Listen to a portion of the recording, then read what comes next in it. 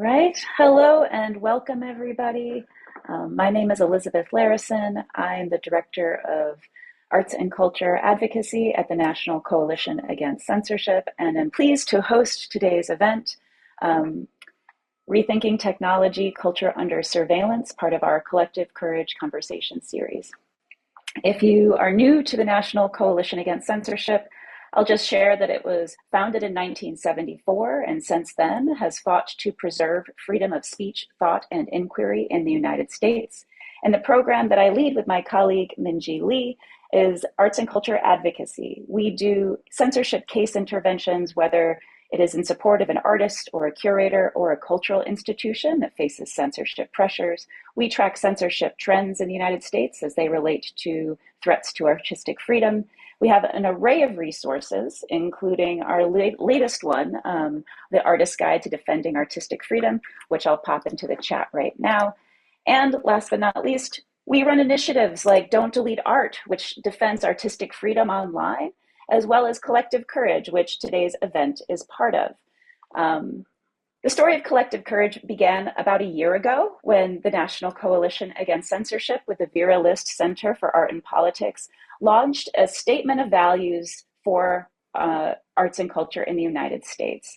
That statement of values was called Cultural Freedom Demands Collective Courage, and today we refer to it as Collective Courage.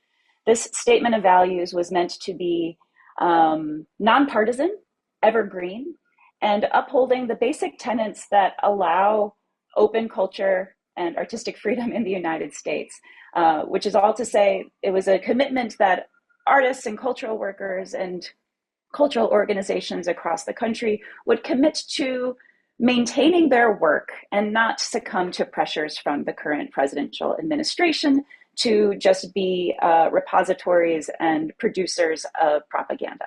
So to date, that statement has been signed by over, I believe, 280 cultural organizations across the US, as well as over 900 individuals working across this cultural sector and those in support of a free and diverse cultural sector. So please check it out if you haven't already. Definitely sign it and show your support for staying strong under times of pressure. Today's conversation series grew out of that, and we call it the Collective Courage Conversation Series because we look to bring experts and people with experience as they respond to different pressures, sharing their lessons learned, areas of expertise, and ways to strategize through this moment of pressure. Today, we're going to be looking at technology, the ways that it intersects with one particular area of culture with relation to how artists and cultural workers and institutions bring their information to the public, particularly now as there is greater scrutiny and questioning of what words we can use, what identities can be presented in programs, and who can be creating, as well as questions about how organizations can operate more securely and smartly with the technologies that are ever present in our operations. So with that, I'm incredibly honored and excited to bring two of our invited experts here today. First off, we have Sydney Ziems, who, oh my goodness, where'd my bio go? Sydney Ziems is the founder of Shadowbanned Magazine and is a designer, writer, and educator whose work examines systems of power. Working across publishing, design, installation, and research, Ziems' work critiques contemporary political structures through visual and editorial practice. Ziems is also the founding director of Shadowbanned Magazine, an independent publication focused on politics and culture. I'm also tremendously excited to welcome Nik Honeysett, the director and CEO of Balboa Park Online Collaborative. Nik is the CEO of Balboa Park Online Collaborative, which is a San Diego-based nonprofit consultancy that connects audiences to art, culture, and science. BPOC provides IT support and MSP services, as well as business and digital strategy for the cultural sector. Previously, Nik was the head of administration for the Getty Museum. He is a former board member of the American Alliance of Museums and the Museum Computer Network, and is a current board chair of the Institute for Learning Innovation, a free choice learning nonprofit. Sydney and Nik, thank you for being here. And as we move forward, we're going to have two presentations, one from Sydney, kind of outlining her expertise and her areas of strategies to share, followed by a presentation from Nik, We received several amazing questions from you and our audience, and we've highlighted some of those that we'll be leading off with. But if you have additional questions, feel free to pop them in the chat. And as time allows at the end, we'll try to address as much as we can. All right, without further ado, I'll turn it over to you, Sydney, and thank you. Thanks so much, Elizabeth, and thanks for everyone for tuning in. And I look forward to sharing some of my knowledge with you, and hopefully, continue to build a strong coalition of people who care about art and speaking truth to power and just freedom of expression in general. I think we are going to queue up a presentation. Is that correct? Okay, perfect.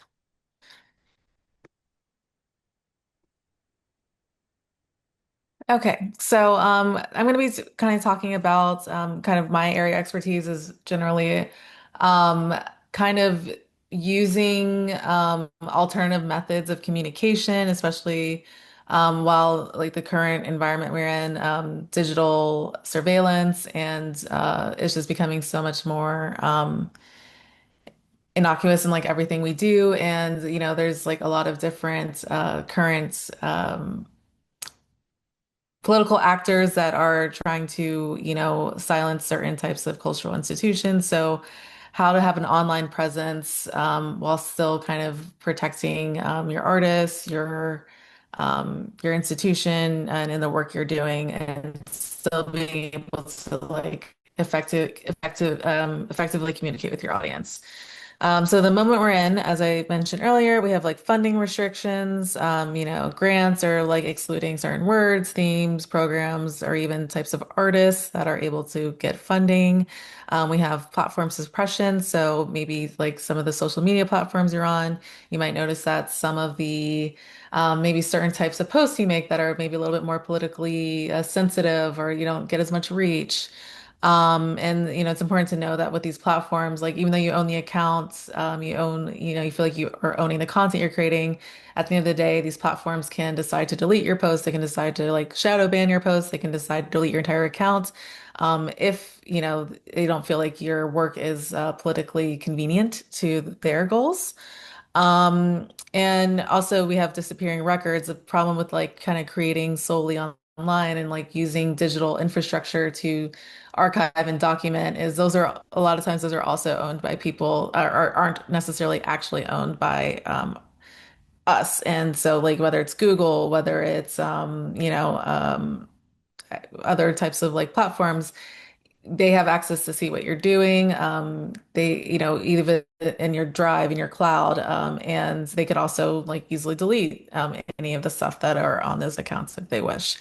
So I think the best thing to do is to just like start trying to make your own infrastructure, whether that be through your own private servers or through like just like kind of like Prince, which is like a tool that I utilize a lot, kind of using alternative platforms outside of digital technology to yeah, just do the work.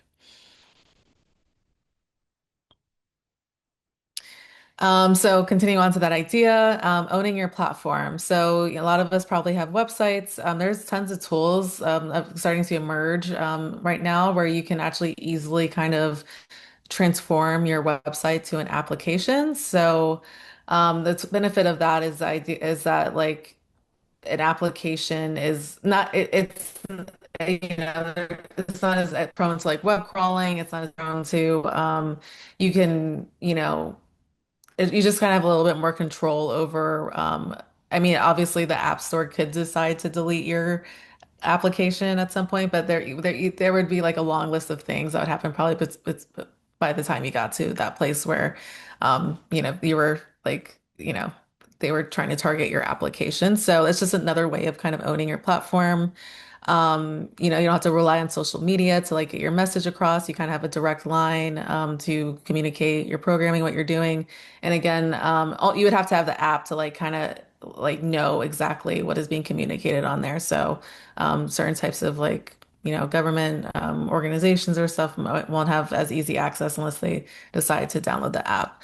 Um, and yeah, again, these are some tools that WordPress has a PWA plugin. There's a PWA builder.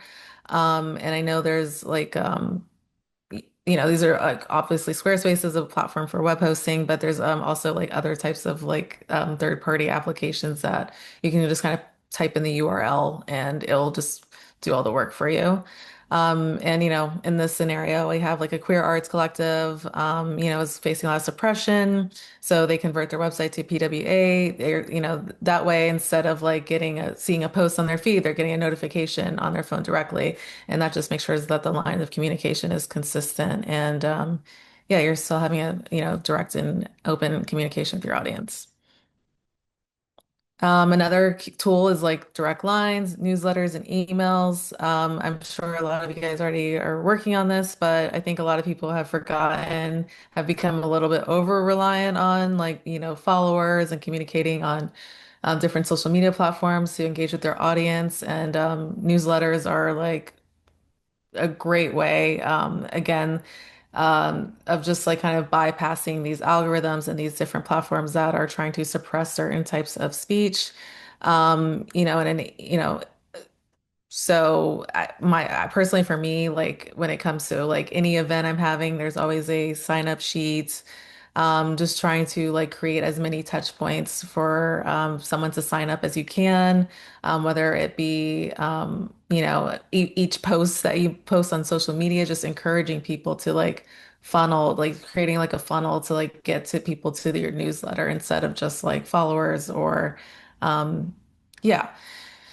Um, and as far as like what to do with like your list of subscribers, make sure to like kind of have like a good digital hygiene routine of like quarterly storing it securely, whether like on a USB drive or even like printing out a list, having a hard copy of your email list. So just to make sure that all your information remains accessible to you and despite like any types of like yeah, we don't know what's going to happen. We don't know like how they're going to like I think things are getting a little like their language that is coming out of the administration right now seems like they're trying to be a little bit more aggressive in the ways that they're trying to suppress people. So it's just great to be safe and sorry.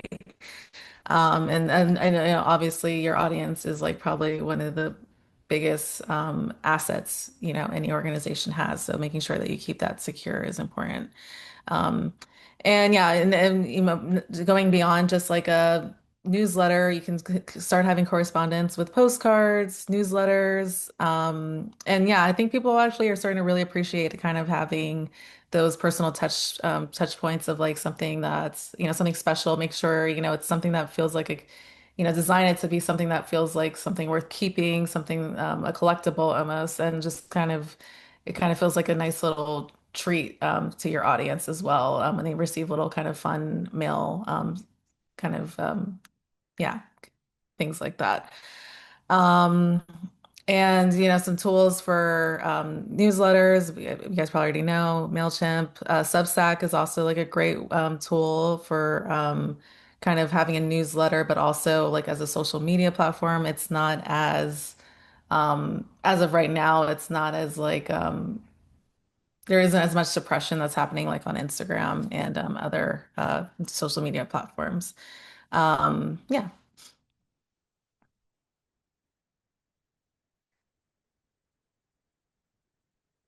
Next, we have text lists and phone trees. So, um, text messages have about a 98% open rate. So, not just like getting emails, but also trying to get people's social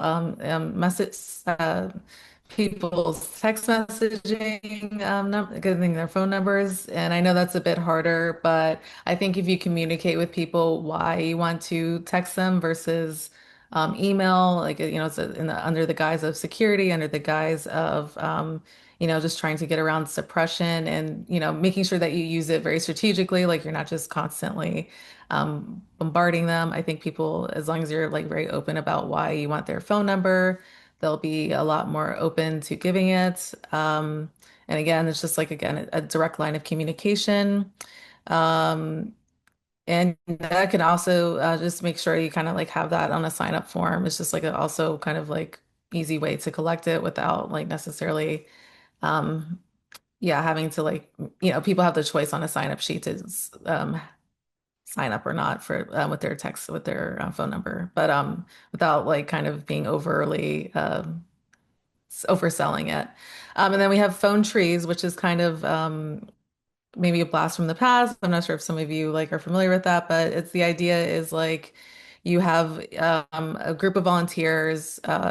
You're like the start of the tree, and then you reach out to five people, and those people reach out to five people, and you just kind of like consist. And it's a way, it's a decentralized way of like kind of communicating certain ideas. So in the situation where you are concerned about surveillance, it's a great way of just kind of like having a decentralized way of communicating, and it's it's you would have like the kind of the tree list printed ideally, and not necessarily accessible like on a digital platform, so or even in your like Google Drive or on any type of kind of digital platform. So that way only you know the members of the tree. Yeah.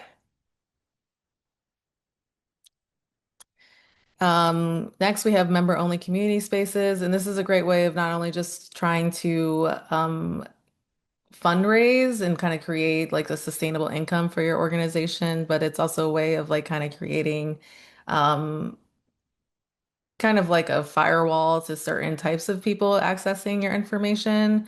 So these are invitation only spaces. You can host workshops, like platforms like Discord, you can host like kind of live streams in there. And you can, there's like programming, there's different channels if you want to talk about different subjects. You can have an announcements page. It's just like a great intimate way. And if it's invite only, then you know that only people that you feel safe sharing this information are going to be in these spaces. Um, there's tiers, so maybe, in like something like Discord, you can like kind of give roles to like different types of people. So let's say there's like just like a entry role where they have access to just very general information. And then there's another tier where you can assign people to have like maybe more access to more information. They can even like post into the channel. And then, there's like, then you can assign people who are like kind of more the administrators, and they have like obviously a lot more clearance. So that's just a great way of like creating a community, but also kind of also putting guardrails into like who has access to what information, who can share what type of information. And yeah, just, and also again, invite only, even though there's still a risk that certain people could find their way into these channels. Again, by giving certain rules and limiting access based on certain people's tiers will help, regulate and like hopefully keep you secure.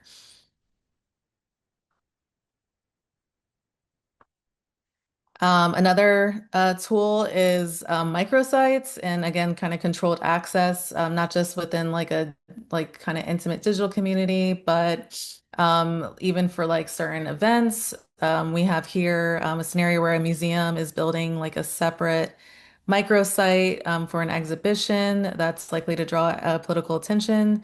So it has its own mailing list, its own resources and archive. This could kind of look like, so let's say, you have your main website, and then this specific exhibition is like actually a kind of a link to a Canva presentation. So it's going to be a lot harder for like regular, like for some random you know, entity or like web crawler to be able to find this website because it's within like someone's personal Canva account.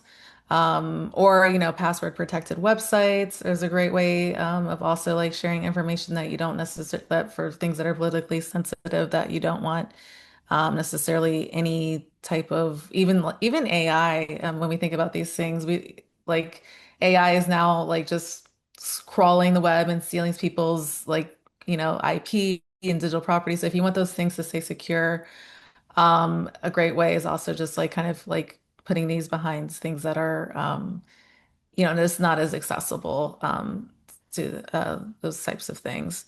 Um, there's also tiered cloud servers. Um,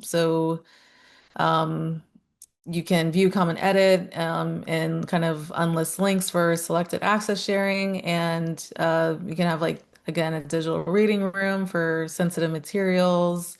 Maybe at your event, you have a QR code, which gives access to this digital reading room. Maybe it's not actually at the event, but it's like somewhere it's like people who go to the event can access later, which will help like, just for the optics of like your show. Hopefully like if anyone's like coming by, just kind of investigating like what the show's about, maybe the things that are more sensitive you can have in that digital reading room.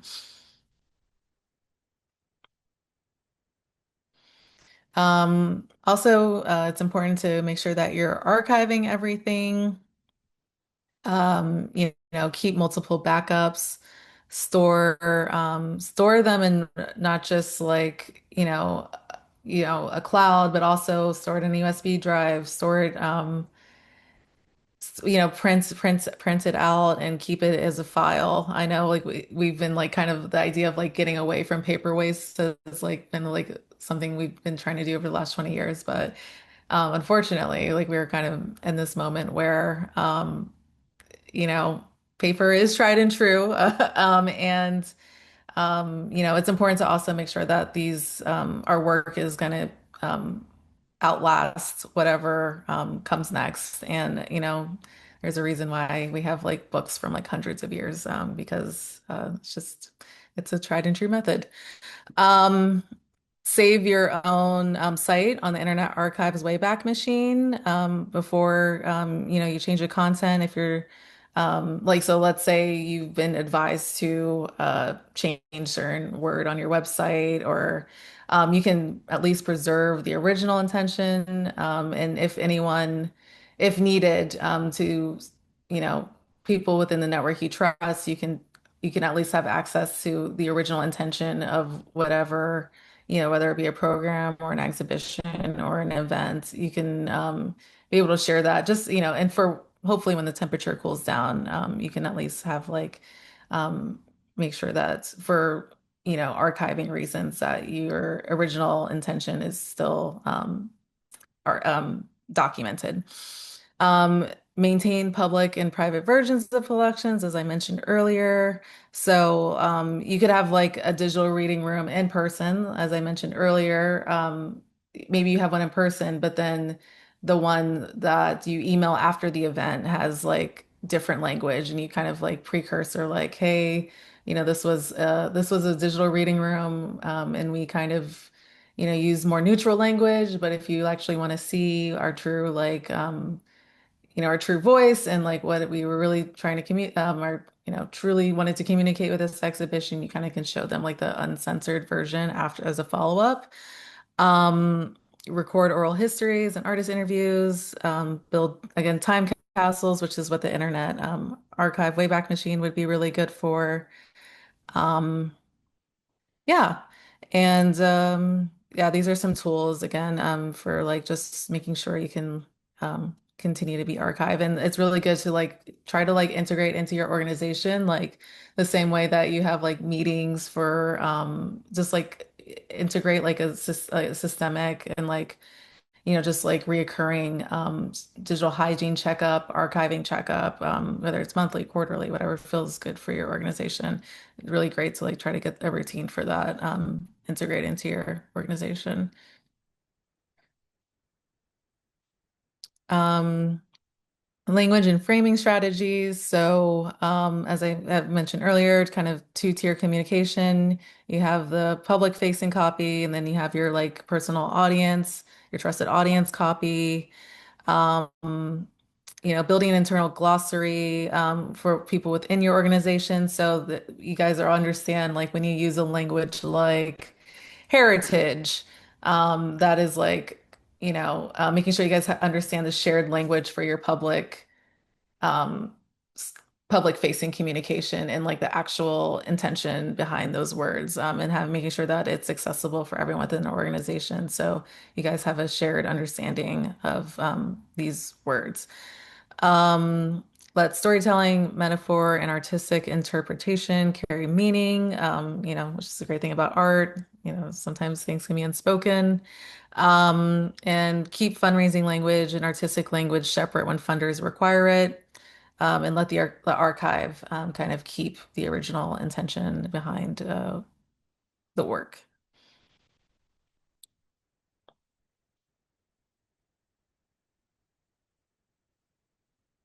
Okay, and this is my favorite part personally. The print section.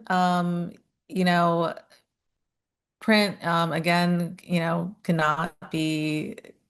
I mean, obviously there are ways that it can be a little bit harder to, especially in this day and age, get information as of decimated as much or as prolific as compared to digital communication. But that's why it's important to just kind of like start building just kind of like start building the foundation for that, whether it's through newsletters, whether it's through mailing addresses, just kind of start and also building communications with um, just other institutions that could be allies in communicating your work with stores, even just like boards at your coffee shop are like great ways of kind of getting information across, postering, flyering, um, are also like, they're not going to be as accessible to everyone. It's geographically specific, and only if you happen to cross a poster are you going to be able to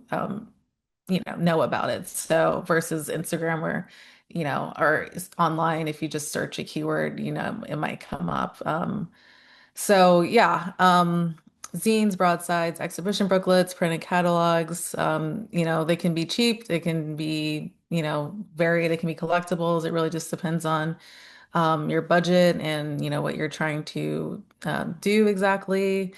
Again, these could be great ways to as great kind of funnels to getting people to see like some of your more politically sensitive work. So, a lot of times in our magazine, we'll have a QR code to like link to like say we've had like some games that are very antagonistic towards the administration, like a dress your own trad wife game where we have Trump, you can dress him up as like a trad wife. So even though and you only know about that game if you happen to have the publication. So it's just a way of like sharing of like kind of like little, and it kind of creates like a real kind of insider vibe, a community vibe. And I think people like, it creates a sense of community, like kind of like people, only certain types of people like knowing about certain types of content. And it can really help bolster, hopefully, the community within your organization and strengthen, yeah, just people wanting to be a part of it. Um, again, you can distribute these to libraries, cafes, community boards. And a really great workshop idea could be like also just teaching, either your employees, like having a day where you guys kind of like host a zine workshop, or even with your audience, with the artists in your audience, which I assume a lot of them probably know about zine making. But this is a great way to also um, hopefully just build community within your organization and yeah, decimate information and like hopefully more surveillance proof ways. Again, kind of consistent with what I've been saying, but decentralize your information.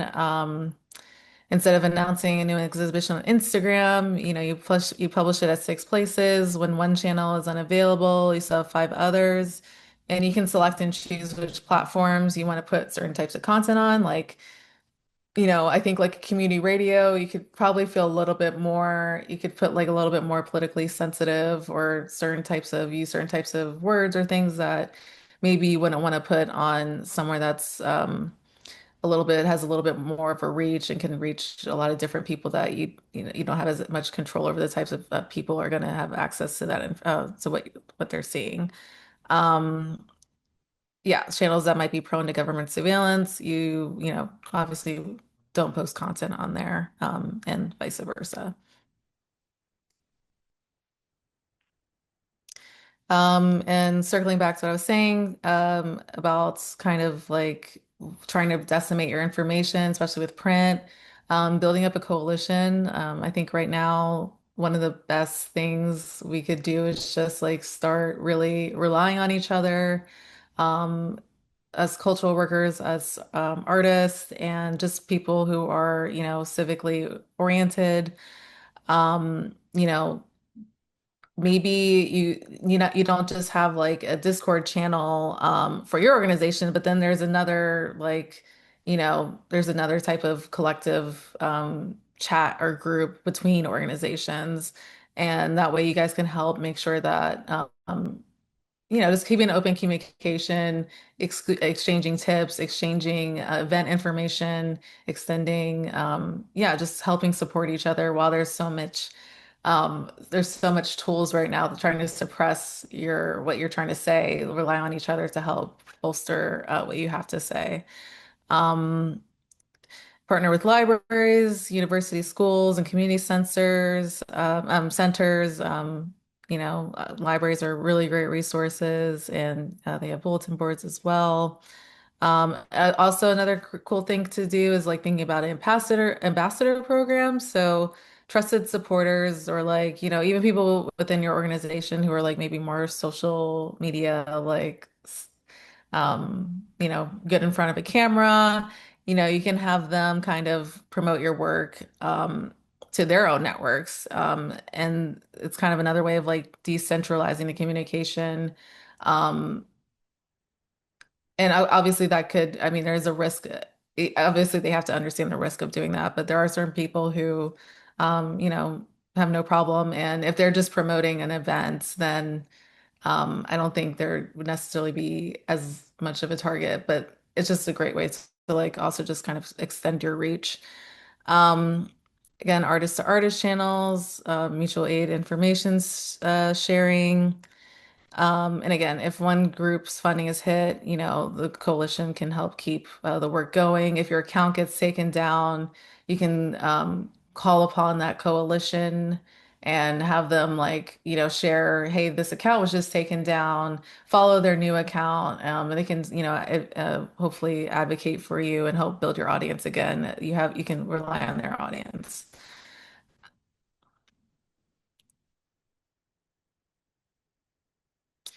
And again, as I mentioned earlier, just making sure to protect your infrastructure. So, password manager for the whole team, multi-factor authentication for every account, quarterly export of emails, contacts, cloud files, followers stored offline, train staff and volunteers to spot phishing, um, clear data retention policy, decide what is public, private, or archived, and yeah, really making sure to like document that for, as the organization changes, so make sure that it remains consistent. Um, Documentation transparency, track changes to fund guidelines, and eligibility rules as they happen, document every instance where programming or language is altered because of funding restrictions, keep institutional records or decisions, and community impact. Again, just for like future reference, and share your lessons with peer organizations. Know your legal allies. We have the National Coalition Against Censorship, Volunteer Lawyers for the Arts. And yeah, I think like just continuing to like be in conversation with like adjacent organizations is like super important. Um, just to like, help support each other, and, also just like kind of have an idea of like what's coming your way. Hopefully nothing, but yeah, just staying alert.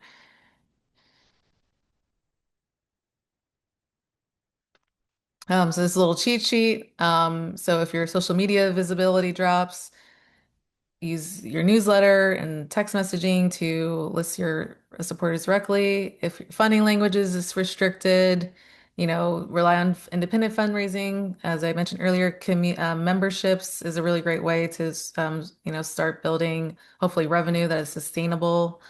Um, Direct and obviously just asking openly for direct audience support through donations. If your content is removed, rely on those third-party platforms. Maybe you have an app now, maybe you have a website, maybe you have a microsite, and make sure to keep on archiving your information for if hopefully if it gets removed, you have it saved. If your program is attacked publicly, your member communities and coalition partners respond.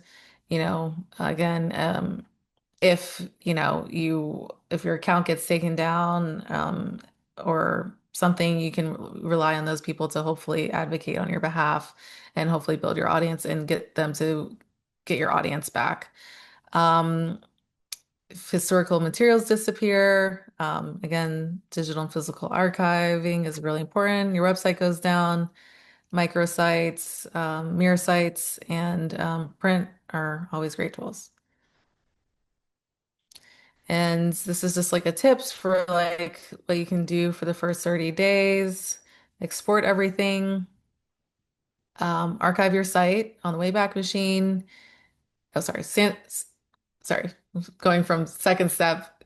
Really start trying to create a audience, whether with mailing addresses and text messaging and with emails. Really just start bolstering and trying to create alternative ways of connecting with your audience outside of these social media platforms. Archive your site. Open at least one private channel. Discord, I've heard good things about. You can even just start with a simple signal group. Signal groups are, sometimes you can make them like kind of protected. You have to grant people access to it. Um, Password protected library, or password protected small site. And then draft your language guide for the shared vocabulary within your organization. Also drafting up like a digital security and kind of archiving schedule is also a really good thing to start within your organization. And call to allies. Start getting start building like a coalition. To help, again, just like protect each other and support each other through these like really trying times. And this is just like a little bit of like a plug. If you guys are ever interested in documenting your work in a print form, we have a branch of Shadowbanned Magazine, which is Shadowbanned Press, where we focus on working with like cultural institutions and organizations to preserve radical work and cultural memory. So we would love to if you ever want to work with us to produce something, feel free to reach out. Sydney, thank you so much for such a rich presentation full of recommendations, different apps and products to use for different things, and honestly, for information that applies so broadly to the level of the individual artist or cultural worker to the institution. So interesting and a lot of great work. So thank you for that. And without further ado, I'd like to switch gears now to Nik Honeysett, who will talk to us more about the institutional angle and working with the newest level of technological tools, how to do so thoughtfully, ethically, and with consideration to institutional mission. So, Nik, I'll turn it over to you now. Thank you.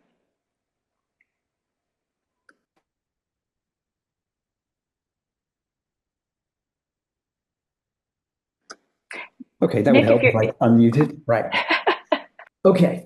I said some very insightful things just then, which you all missed.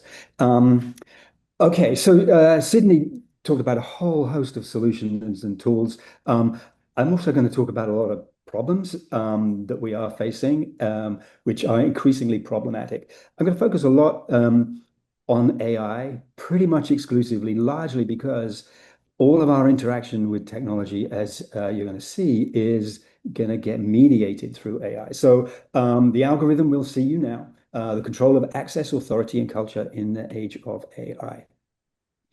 Okay. Let's talk about surveillance. So I'm in the museum world. So most of my work and all my career has been in the museum world. So I'm going to kind of focus on that. And I'm sure you can draw comparisons to where you are. So when we think of surveillance, there are three major types. There's visitor tracking, visitor surveillance, preferences, purchases, identity, those kinds of things. And there's some very interesting, if you're in California right now, the California Invasion of Privacy Act is coming in, which will seriously address problems there. There's cultural surveillance, which is kind of platforms learning from collections, from visitors, community, institutional knowledge. There's institutional surveillance, which is increasingly problematic. I'm going to talk about that. AI systems monitoring staff and productivity, behavior, etc. But I also want to focus on this epistemic surveillance. So really systems determining what knowledge becomes visible, credible, permissible, and also recommended. And I think that when Sydney talks about tools and solutions, there is a meta layer on top of that, which is increasingly problematic. Okay, so let's talk about the increasing ubiquity of AI. Pretty much you can't avoid it now. So Google, I'm going to talk about Google. Now you have AI overview, you have AI mode. On Amazon, you have a number of options, including Alexa, which will help you determine whether or not to buy something because it's going to do an analysis of those recommendations. YouTube, I don't know if you know on YouTube, there's a little button that says ask, and you can have an interaction with any video on YouTube through an AI agent. It is actually quite extraordinary. I mean, you can say, pull out all the images of this 2-hour lecture that this curator is talking about. I mean, it is quite extraordinary. So increasingly, AI is not a destination. Like we go to ChatGPT or Gemini and we have an interaction. Increasingly, it's kind of behind the scenes, or more critically, it's actually a layer above what we are trying to get at. And there was a stat I read this morning that ChatGPT is opened 1 billion times every week right now. So there is a significant ubiquity there of AI. So this is what our problem is. So I'm going to talk about kind of three illusions that we get when we are working with AI. So firstly is the illusion of access. So what used to happen, we'd go to Google, we'd enter some terms, we get a list of results, and then we would go to the source for that information. That website had the control and the authority, and we would get our information and we would do that discovery. This is what's happening now, and this is very problematic. So now, increasingly, Google AI Overview, you're probably interacting with that, appears in 43% of searches right now, which is up from 15% a year ago. Increasingly, people are asking a question. They're not typing in terms. They're getting an answer and they're getting an explanation, and then they're getting a prompt to interact and transact with Google, because Google doesn't want to lose you. He doesn't want you to go off to where the source is. And that source now isn't your website, right? It's any answer that that gives that is relevant to you is likely a combination of a whole bunch of sources. Essentially, Google has the authority and Google has the control of the messaging and the narrative that you are getting. The illusion of access. So AI is controlling its access. The algorithm is censoring information. Every AI system has values, even if these providers say that this system is neutral. That's literally impossible. We all have our own biases, however big or small they are. All systems reflect somebody's values or a group of individuals' values. So we have this illusion. There's also the illusion of discoverability, right? It used to be that you would go to Google and you were pretty confident that what you were looking for was going to turn up because you were in control of the terms and the selection of where that source is. The challenge is that conversation is moving away, certainly in the museum world, the conversation is moving away from the museum website to be happening on Google. And pretty much I'm talking about Google because that's what everybody is using. So search algorithms are determining discoverability. Increasingly, we used to talk about SEO, which is search engine optimization. We now have to talk about GEO, which is generative engine optimization, which is ensuring that our websites actually turn up in that conversation, because it's not just about a referential link. Now it's about information and a narrative. Recommendations can ignore topics. They are biased. Safety systems, will reflect cultural or political assumptions. And whether you publish or not is not important. It's whether you get picked up by the search algorithms and you turn up in those results. So censorship in the area of AI is not about banning books. It's not about book burning. It's literally about discoverability. This is probably the biggest problem. So if you're familiar with the kind of the data, information, knowledge, wisdom pyramid, you gather data, you organize it into information, you synthesize it to generate knowledge, and then you use that knowledge to pass judgment and make judgment around whatever this topic or subject is. Your understanding was learned through this progression of discovery and counter argument and discovering counterpoints and amassing them and putting them together. What happens now is in this increasingly we are generating a generation who does not understand, because what's happening, the AI systems are gathering the data, they're organizing it into information, but then if you understand how large language models work, they are predicting the answer and generating it. This is purely based on statistics. It's not a revolution in artificial intelligence. It is not. It may be artificial, but it's not intelligent. It's literally using what's called vector embedding, which turns words into numbers. The numbers are then linked, so similar numbers mean similar things. So you build all these relationships. So when you ask a question, it's literally looking for numbers and it's returning those numbers and then interpreting those numbers back into words. That's literally what it is. It's just purely statistics at scale. The problem is it gives you this illusion of certainty, right? Because it's so fluent, it's so convincing because it's based on our knowledge base, our information. It gives you the impression that it's accurate and people believe it. They just take it by default. And the consensus does not mean truth, and fluency does not mean factual. The greatest risk is less about information, and it's more about that and whether understanding has occurred. And increasingly, kids do not understand what they're doing. Then they're typing in a question, they're getting an answer, and they're just repeating that answer. And there's no learning, there's no critical understanding there. So now I'm going to kind of change tack a little bit and kind of paint a picture about what's going on in museums with respect to AI, because I think there is a significant lack of governance and policy going on. I think there was a recent study that said less than 15% of institutions were even considering writing governance and policy around AI. So what's happening is there's board pressure, there's a leadership gap, and the staff are actually doing stuff. So boards often staffed by corporate individuals for whom AI is a big deal for them, and it represents a massive investment because they think it's going to increase sales, et cetera, et cetera. Boards are demanding an AI strategy. They're instructing, they're pressuring museums to keep up, whatever that means. Leadership, they're uncertain. This is evident in the fact that there are minimal governance and policies.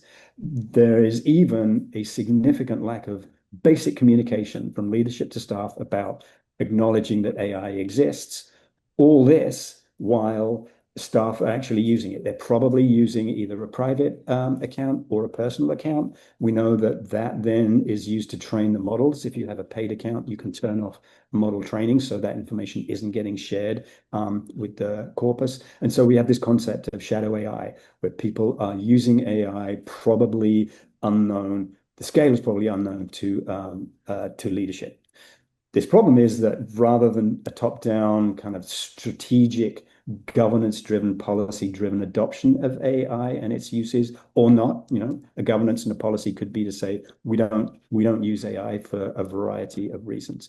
It's being driven from the bottom up. So staff are determining the institution's strategy in using AI. Oh, by the way, I have a link to this presentation at the end. There's a QR code. I want to share this. Environmental concerns are huge in the museum world. Increasingly, museums are having to disclose carbon footprints. It's particularly significant around loan shows when there's a lot of travel involved. We are doing a project with an environmental nonprofit, who have this very interesting conundrum of adopting AI to create a sustainable organization, to build capacity internally, but then they are mission driven to create a sustainable, environmentally friendly world. So they have this big dichotomy. So we're helping them with a green AI strategy. And you can see from this graph, they have many more concerns than they do have benefits. A lot of the concerns are around the mission of the organization. And those are highlighted on the right-hand side, this kind of word cloud. And then somewhere in there is the word surveillance, because that was one of the biggest issues. And this was a quote from somebody that said, if AI can help me with all my work, it knows all the work I'm doing, then it knows whether I'm productive or not, and will it be used for my evaluation? That was one of the biggest concerns raised by staff in adopting AI. Forget about capability and productivity. It was more about, am I going to be surveilled as a part of this? Because it's part of the system, right? The system is being brought in to help you with your work. But an output of that, or an outcome of that, is that leadership could then just ask it, how much work did so and so do yesterday? So we certainly advocate this kind of policy-driven adoption of AI. I just thought I'd share that with you. We layer it to kind of from the bottom up with kind of legal and security compliance first, which is to protect the institution, protect collections, protect staff and visitors. So it's about data privacy and confidentiality. It's about acceptable use, and it's about intellectual property and copyright. All those things need to be addressed. And this isn't necessarily that this is we want to adopt AI. This could be just as valuable as these are all the reasons why we're not going to adopt AI in our work practice.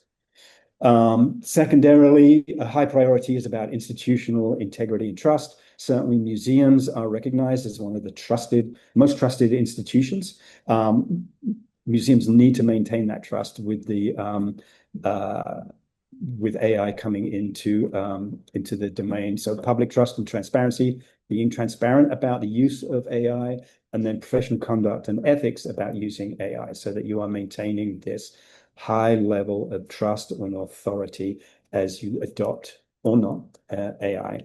And then on top of that is a strategic priority. So this is about aligning mission and values. So this is where kind of a green AI policy comes in, equal opportunity and anti-discrimination. And we encourage an AI value proposition, which is a great succinct way of saying we either are or are not going to use AI, and this is the reason. I'll just share. So trying to roll out AI into an institution, certainly a cultural institution, is problematic. There is a lot of resistance from staff. Oftentimes, resistance is strongest from younger staff, and that is a combination of fear of job loss, but more importantly, the environmental concerns. That is a huge deal. I'd say environmental concerns are more of a problem for younger generation than their job loss, which is unbelievable. So we recommend this kind of phased approach.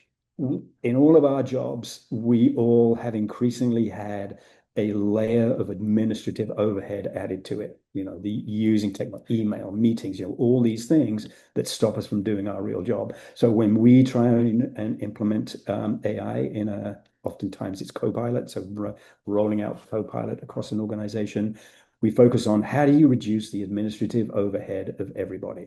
How do you help them do their real job that they were hired to do? Once that's sorted out, focus on then how does AI help you do the actual job, your core work, the programming work that you're doing, that you were really hired to do and what you're paid to do.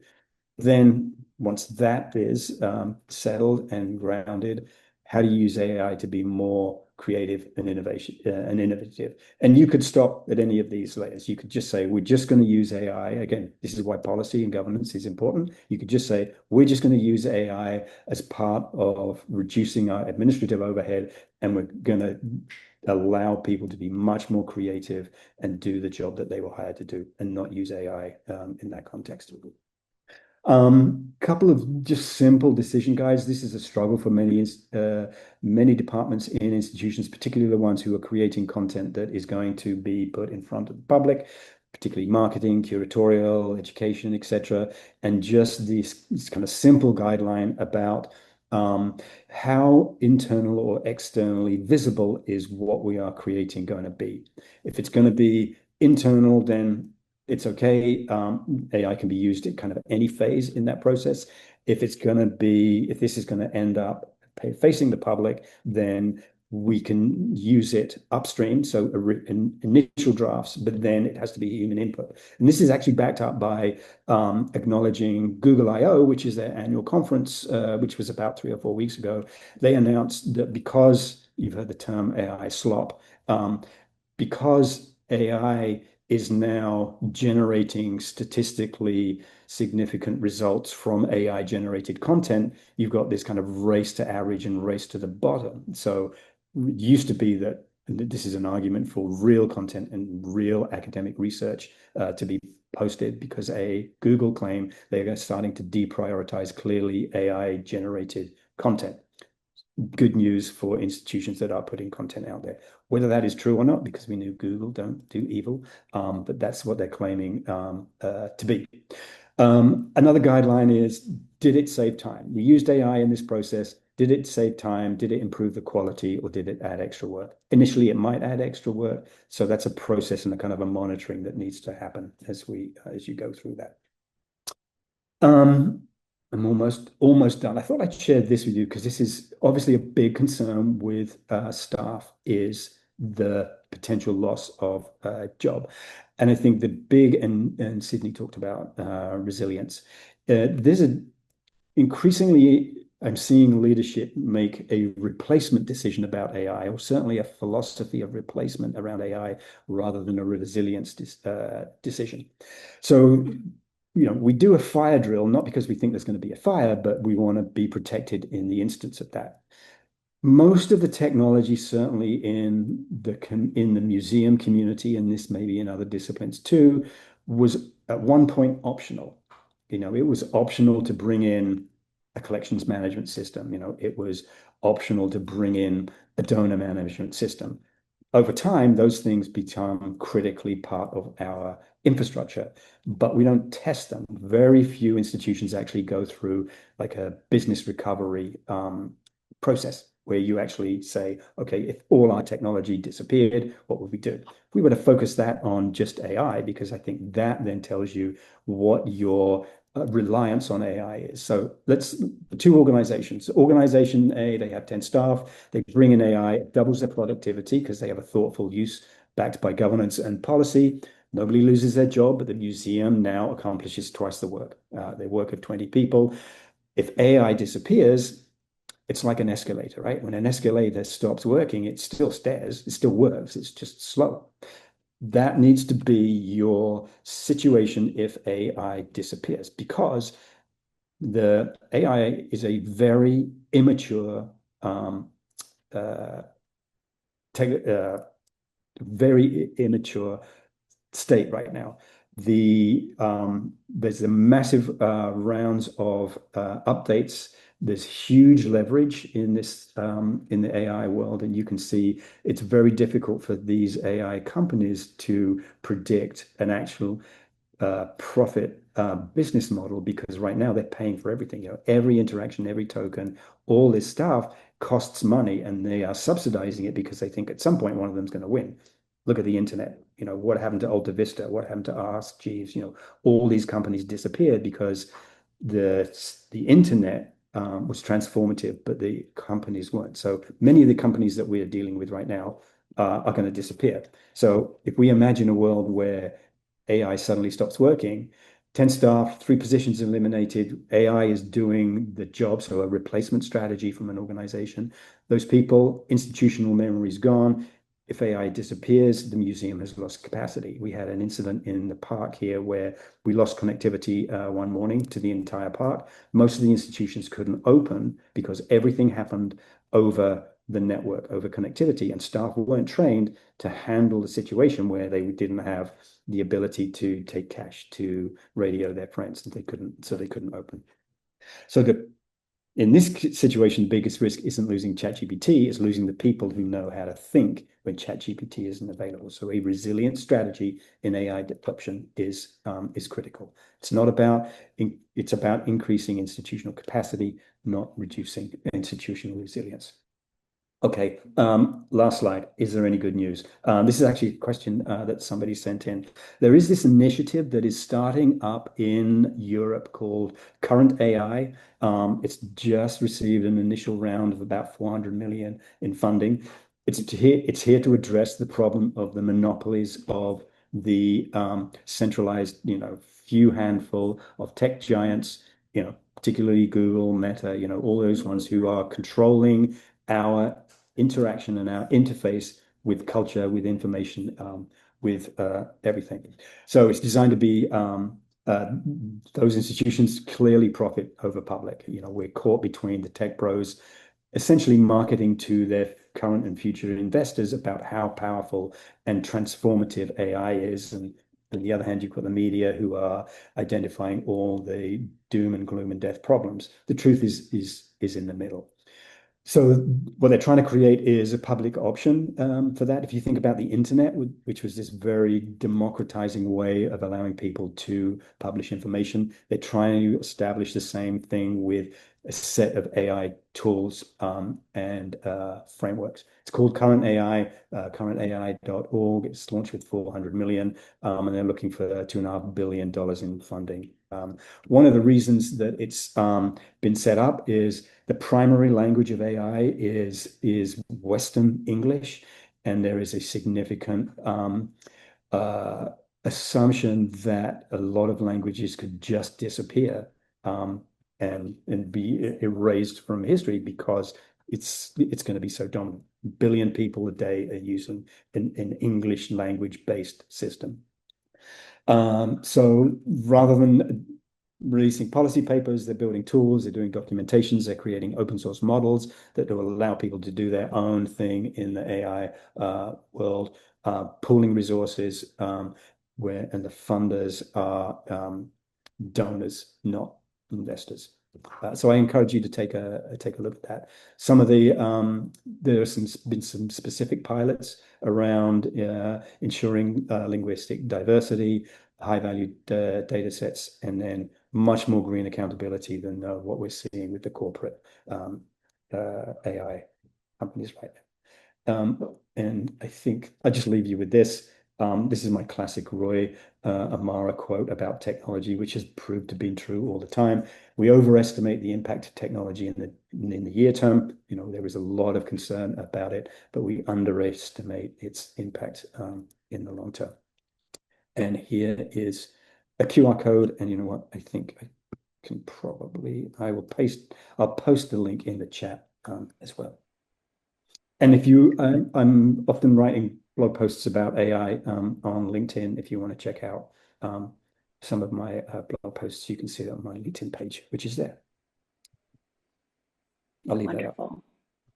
Nik, thank you so much. So much depth of information and ways to think about the dangers or concerns around AI, but also ways to recognize a thoughtful approach, if and how to integrate it since it's here, rather than just to be a passive user, how to be a thoughtful, active user, should that be the right choice for a given organization or operation.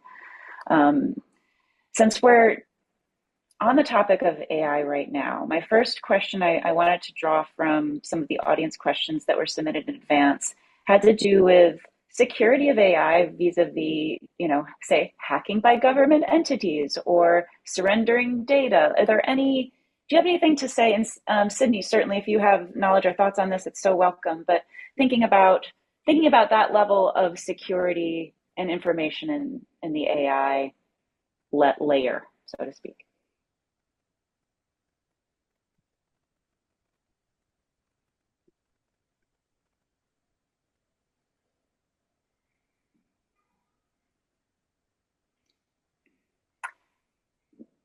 I don't think Sydney heard you, did you? Oh, What's up?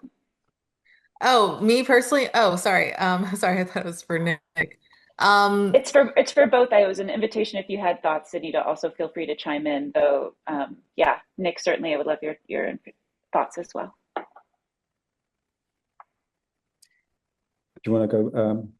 I'll let you start. I'm not as AI, I'm just not as proficient in that. So Could, could you repeat the crux of that question, Elizabeth? Yeah, absolutely. So there was a question that came in when people signed up about the security of AI, the information that it contains and Mhm. processes vis-a-vis government interference, government hacking, and or pressures to hand over, let's say, prompts and Mhm. or worker outputs that are generated with AI. That's certainly another level of surveillance and security Mhm. to this, and I was wondering if you can offer any insights on that.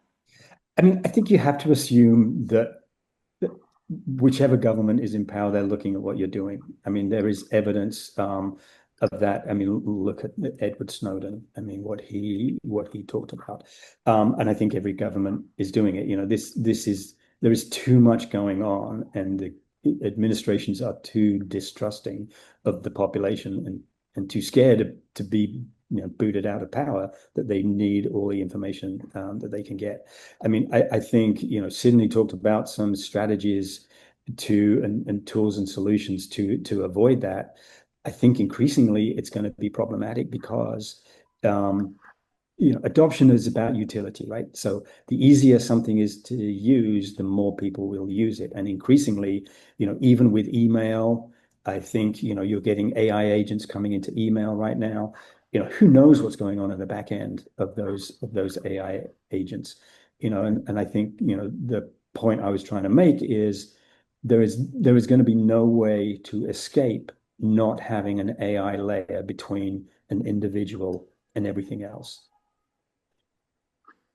Thank you, Nik. yeah, and just to add on to that, like I think it's safe to say, even if you have a private account, you can turn off some, sharing your information with the algorithm. I think, as we know, many of us have consented on having our private information, released, but there's been tons of data leaks. I think, at the end of the day, just it's probably safe to assume that whatever you're communicating on there is a risk.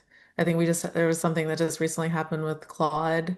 A bunch of conversations just got released. So I think it's just, and it wasn't necessarily intentional. I think it's just safe to say, like, if you're going to be communicating on there, know there's a risk that, your information might end up, you know, being accessible to multiple people, to the government. Yeah. I mean, I think That's why we lost our privacy decades ago, essentially. I think. I mean, the technology that you see now that is kind of released is what they want you to know about, right? I mean, there is so much more advanced. I mean, look at the power of AI. It if you've ever looked at what Google thinks you are, or who Google thinks you are, and what your preferences are, it's stunningly accurate, right? Because it's based on big data. I mean, they can, Google informs, the administrations on very accurate voting based on the types of cars in driveways. It's like 99.6% accurate that it can figure out a district and figure out the vote and how it's going to go based on the car in the driveway. I mean, how is that's that wild. possible?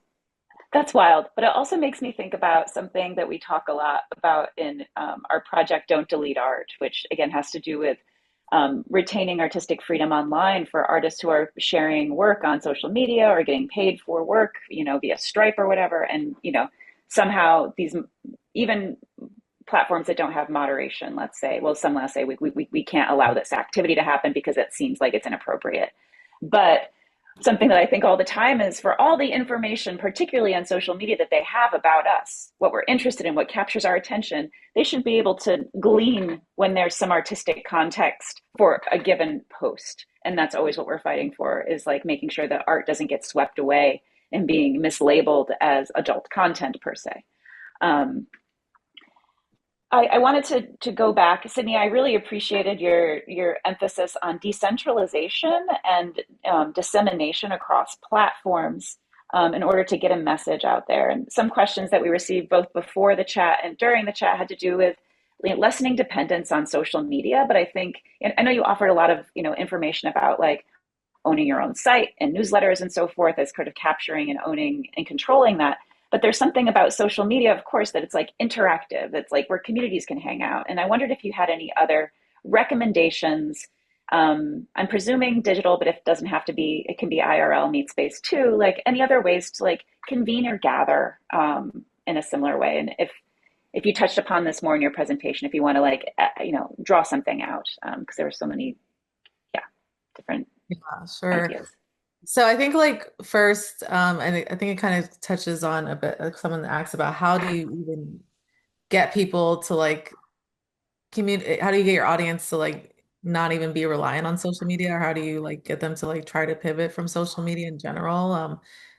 In terms of decentralization, I think one of the first things you can do is just be like open about like why you're like want to have to communicate with them in other channels, and just kind of like prefacing with like the current environment we're in, and like why this is like a it's like important for not just the organization, but for just continuing to yeah, just be able to have conversations more openly.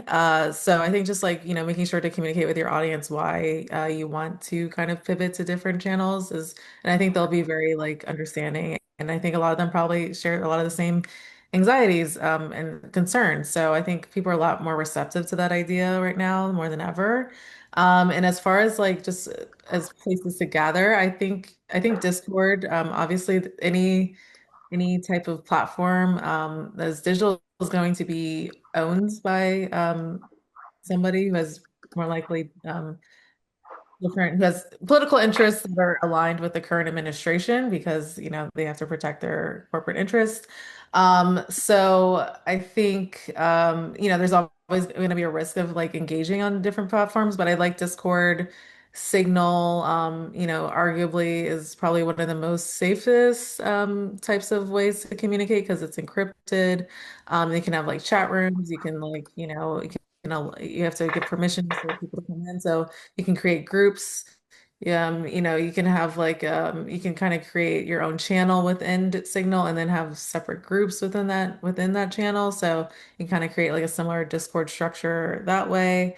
Um, but yeah, I also just think like gathering in person, like it really, I think people are really looking for that right now. I think it's a great way to hopefully also just generate money also for the organization. It's really important to also just think about different sustainable ways to generate money for your organization outside of institutional funding right now anyway. So I think, yeah, I think, nothing beats and like certain types of conversations just happen in person that just don't happen the same way when we're communicating online. So a lot of great things happen when we meet in person. So definitely a big fan of that.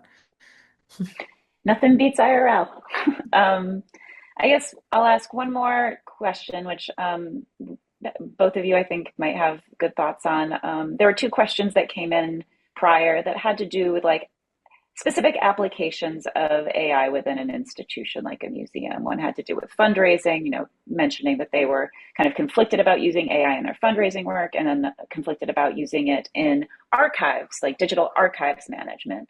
So I was wondering, Nik, if you could speak to just some, I don't know, I know you offered like ways to approach it, but in a, specific context, if you'd have any thoughts or recommendations for approaching it and those considerations. And Sydney, I know you mentioned a lot about archive and thinking about digital archive security. So if you wanted to, review some of those considerations, that'd be welcome.